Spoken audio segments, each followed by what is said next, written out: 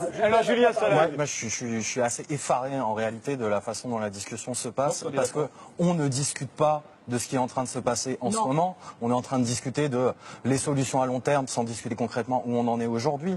Alors moi, je veux bien entendre parler de le danger que représente tel ou tel courant palestinien et ce que disent les grandes voix d'Israël. Je vais vous en citer une, c'est Zev Sternel, historien israélien, spécialiste mondialement reconnu de l'extrême droite et des mouvements fascistes. Qu'est-ce qu'il écrivait il y a 2 ans, Zev Sternel?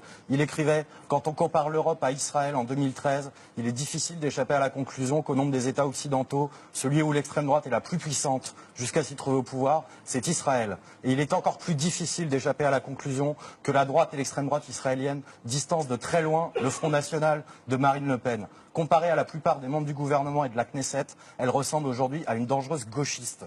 Et je pense qu'au bout d'un moment, il faut entendre, s'il vous plaît, je ne vous ai pas interrompu, vous n'allez pas m'interrompre non plus. On parlait des grandes voix, on parlait des qualificatifs des uns et des autres. Il y a quand même un absent là, dans ce dont on est en train de discuter. C'est la politique israélienne.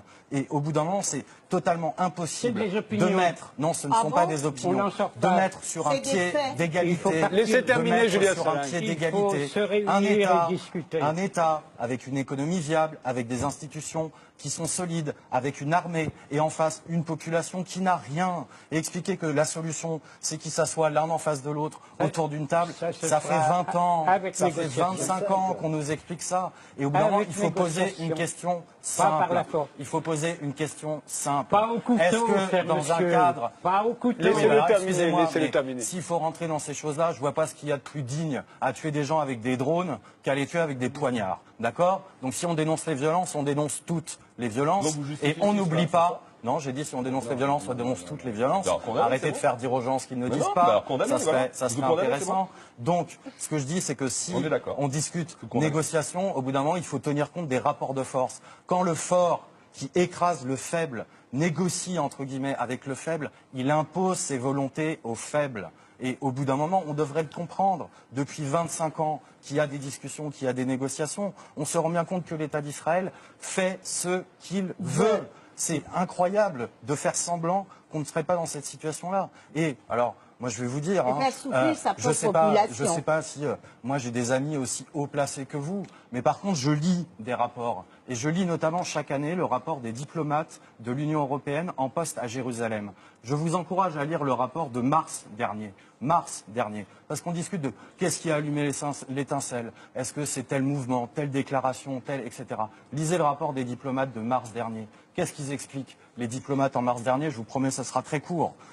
Les tensions, la méfiance et la violence qui accompagnent les évolutions de la ville de Jérusalem ont atteint un niveau extrêmement élevé. On est en mars. L'expansion de la colonisation s'est poursuivie, y compris dans les zones très sensibles. Des politiques restrictives sur les constructions palestiniennes ont été maintenues avec force. Les Palestiniens continuent d'affronter des difficultés pour bénéficier des soins de santé. L'économie de Jérusalem-Est ne montre aucun signe d'amélioration. Nous allons vers un dénouement tragique. Voilà, c'est en mars et c'est annoncé non pas par le Hamas, l'OLP ou je ne sais pas qui, les diplomates de l'Union européenne. Dernier mot, moi je suis toujours finalement étonné qu'on s'étonne.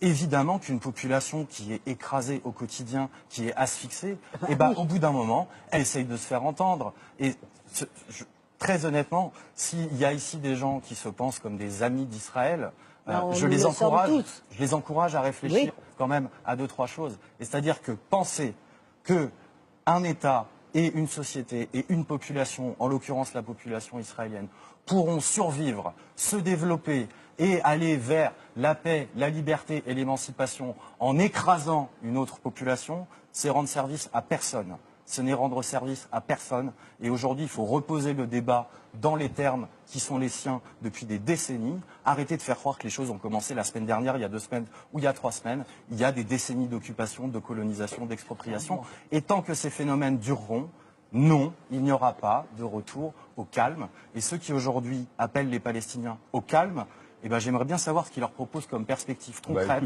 Parce que moi, quand j'entends quelqu'un dire ici, on a le temps, des gens qui vivent depuis 3 générations sous occupation militaire, dire à des gamins de 15 ans, attends, tu as le temps, alors qu'il voit tous les jours son père se faire humilier, alors qu'il ne peut pas aller à l'école sans être contrôlé, etc.